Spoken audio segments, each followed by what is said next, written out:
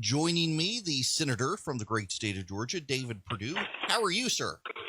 Good morning, Eric. I'm great. I hope you are. I am. So congratulations on getting an opponent who can't really decide but seems to want to defund the police. It's amazing to me the radical notions that these liberal Democrats are perpetrating, and then they won't stick with it. When they hear how outrageous it is, once they say it, then they start backtracking a little bit. But this is what we're going to nail them with. I mean, they want to get rid of ICE. They want to defund the police. They want open borders. They want a Green New Deal, which is outrageous. They want to bail out all the big states that have been fiscally irresponsible, which would be about $6 trillion, by the way. I mean, what they're talking about is madness. Well, they are talking about madness, and it just seems like they want to flirt with the issue without actually committing to it, and yet they've got a whole group of activists out there who are hearing them say they're going to do it. It's almost like they got the tiger by the tail, and they're afraid they're about to get eaten. Well, they don't have any solutions except more big government, and that's been proven to fail since the Great Society War on Poverty in 1965. Look, we know that all these the deaths that we've seen from the hands of the police are just outrageous. I mean, even the one that wasn't at the hands of the police in Brunswick, I mean, the loss of life is a serious, and I think we all know that we've got to do some things about that. But imagine a world without some sort of,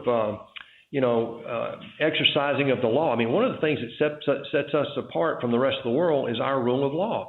It needs to be applied, but it needs to be applied fairly in every community. And that's where we've had a breakdown, I think. There's a loss of confidence in some communities. And I personally think that we can fix that. We've got a bill that will be announced in the next half hour here in Washington. The Senate Republicans are going to drive a bill that will actually make a difference with body cams, more training to de-escalate, making the police reflect the demographic nature of the communities they serve. We know how to build the confidence. It's just that we got to pay more attention to it. Well, I wanted to talk to you about that because the president released his executive order yesterday, having social workers work with the police, doing a little more.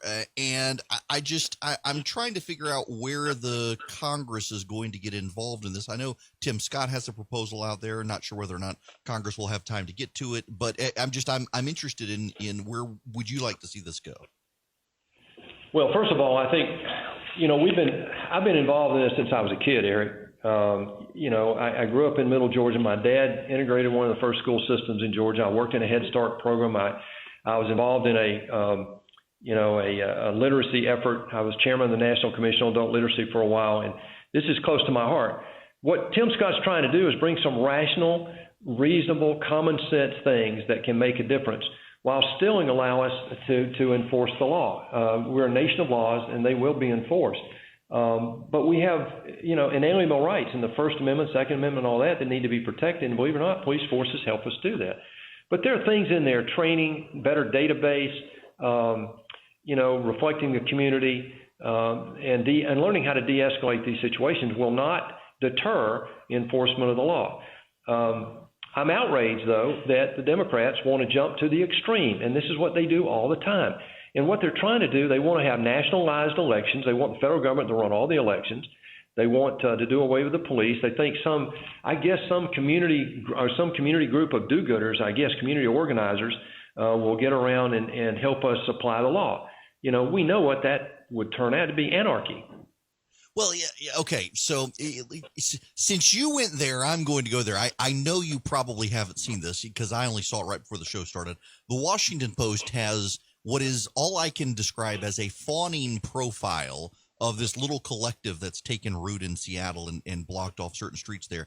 And I just think if a group of conservatives or Christians took over 6 city blocks and didn't let anybody else in, they wouldn't be giving it such glowing coverage. But the point there is, I noticed in this that everybody who has taken up residence in this little 6-block area, they all agree politically on everything. And it seems like the political left and the Democrats right now can't fathom that anyone might disagree with them on some of these issues and are thus trying to pursue policies that would silence anyone who really does disagree with them on how to handle law enforcement, how to deal with race relations in the country, all of these things. They just want to shut everybody else up. Eric, you just hit the main issue in this campaign, and the Democrats are going to do everything they can to camouflage and hoodwink us into not believing that that is the essential issue. I believe. If you listen to Chuck Schumer talk about what he wants to do with the majority that he thinks he's going to get, and Georgia is one of the 5 states that he is targeting right now to do this. This is what he has said publicly over and over for the last year. If they get the majority in the Senate, what he wants to do is to eliminate the filibuster rule. That means they can do anything they want with 51 votes. Then he wants to add D.C. and Puerto Rico as 2 new states. That'd be 4 Democratic senators.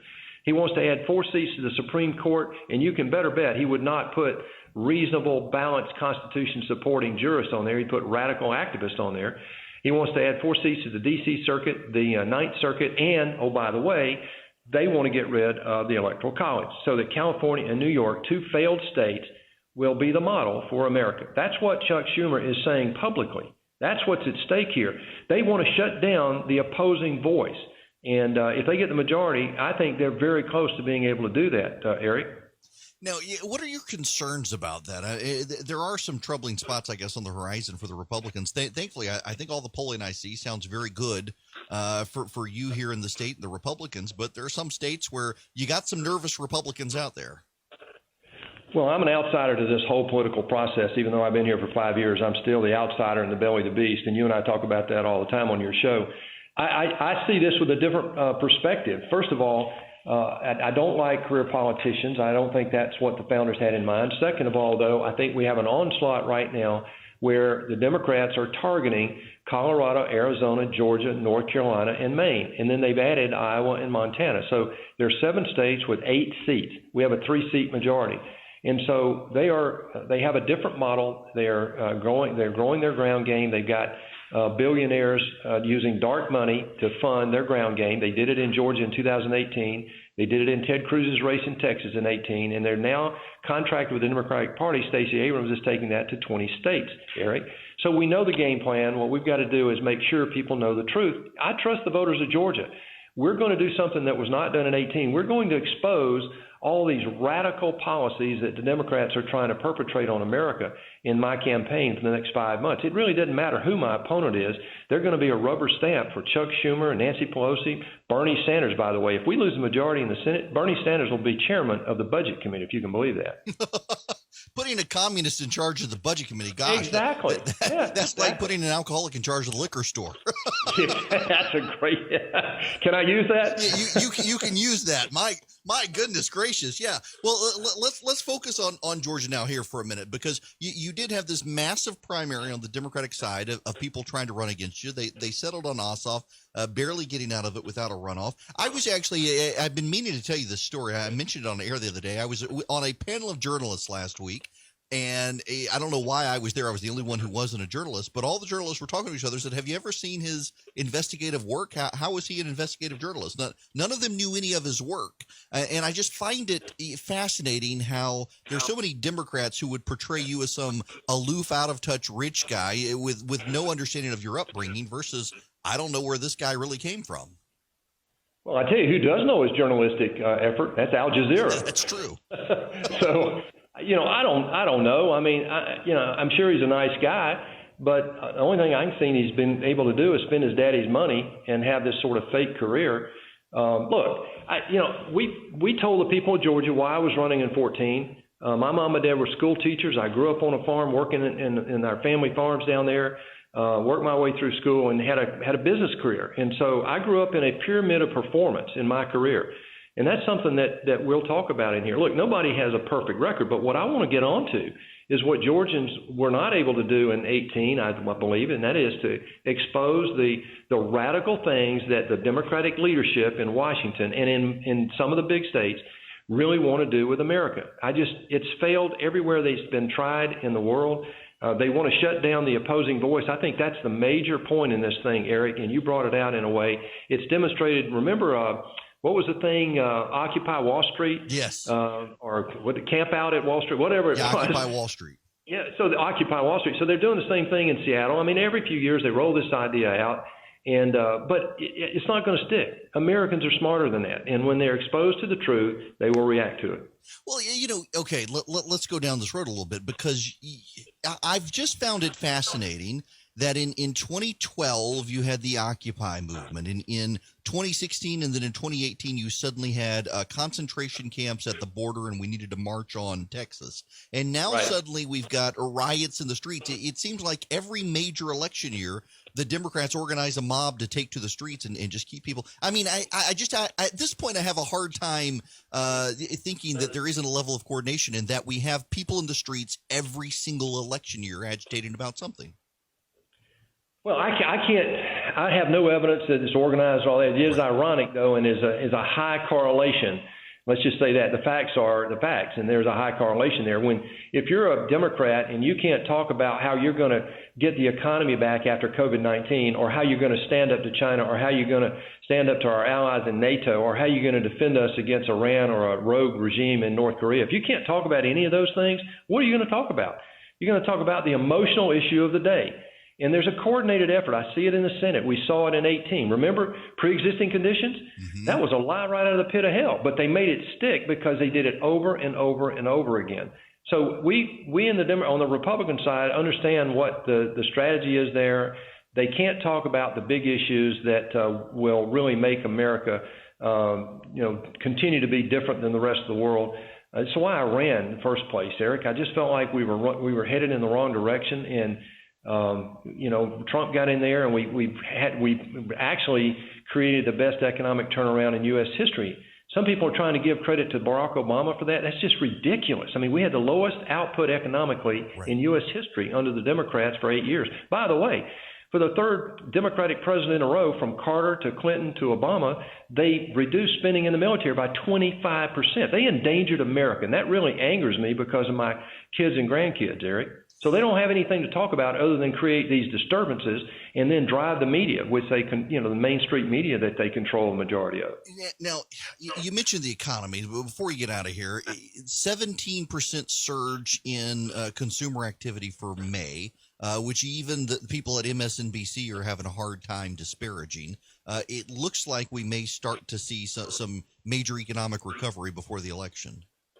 Well, Georgia's leading the way. I mean, we're the best state in the country to do business. We've had 3 different governors now that understand the precepts of how to drive economic growth.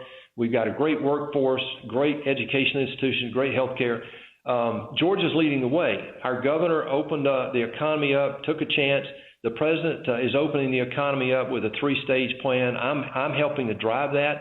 I believe in it. I believe we can continue to open the economy. Look at the job creation in May, Eric. I mean, 2.5 million jobs. That's more jobs created in 1 month than any other month in U.S. history. That's shocking to me. It surprised everybody, including me and the president.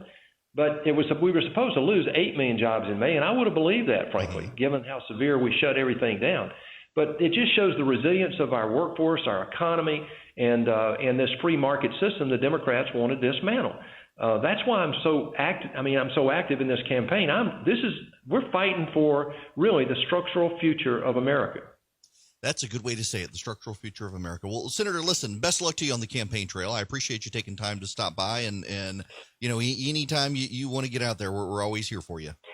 Eric, thanks for getting the truth out there, pal. Thank you. Absolutely. Take care. That's Senator David Perdue of Georgia. Jon Ossoff, the Democrats. He is their nominee now. And here's the interesting thing. Ossoff, he is flirting with the defund the police effort, which is just fascinating given the way senior Democrats have run away from it. And man, that guy, he's never really been vetted. And I suspect David Perdue, he's going to be doing the vetting the media never wanted to do.